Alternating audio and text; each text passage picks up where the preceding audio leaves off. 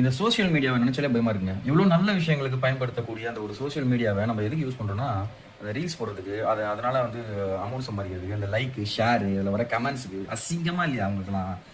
ஒரு உயிர் போயிருக்கு, இதை பார்த்தாலே நமக்கு ரொம்ப கஷ்டமா இருக்கு. கரெக்டாக தெரியுது இது வந்து தப்பான விஷயங்கள் அவர் மேலே பழி சுமத்தப்பட்டிருக்கு அப்படின்ட்டு. அவர் கொஞ்சம் மன தைரியத்தோட இருந்திருக்கணும். ஏன் அவர் இந்த முடிவு எடுத்தாரு அப்படின்றது தெரியல.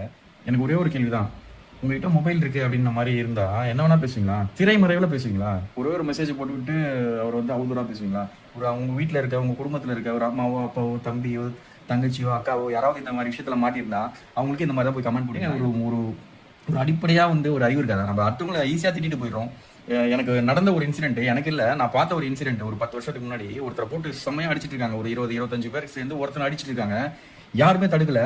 நான் போயிட்டு பைக்கை நிறுத்திட்டு போயிட்டு என்னன்னு கேட்குறேன், இந்த திருடிட்டான் அப்படின்ற மாதிரி சொல்கிறாங்க. உடனே நான் என்ன பண்ணுறேன், எனக்கு தெரிஞ்ச ஒரு பிசி இருக்காரு, அவருக்கு ஃபோன் பண்ணி, சார் இந்த மாதிரி ஆயிடுச்சு சார், இந்த மாதிரி போட்டு அடிச்சிருக்காங்க சார் அப்படின்னோடனே நாங்கள் வெயிட் பண்ணிட்டு இருக்கேன்.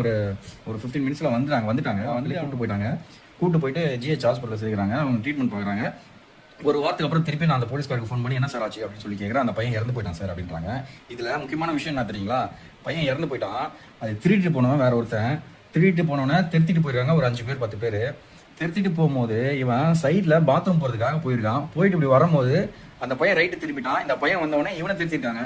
இவன் ஒன்றுமே என்ன திருத்துறாங்கன்னு தெரியலாம அவன் பயந்துட்டு ஓடிருக்கான்.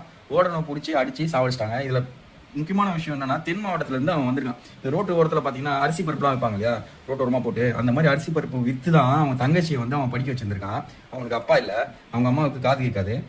இப்போ அந்த பையன் செத்து போயிட்டான். அவன் இல்லை, 10 வருஷம் ஆகுது.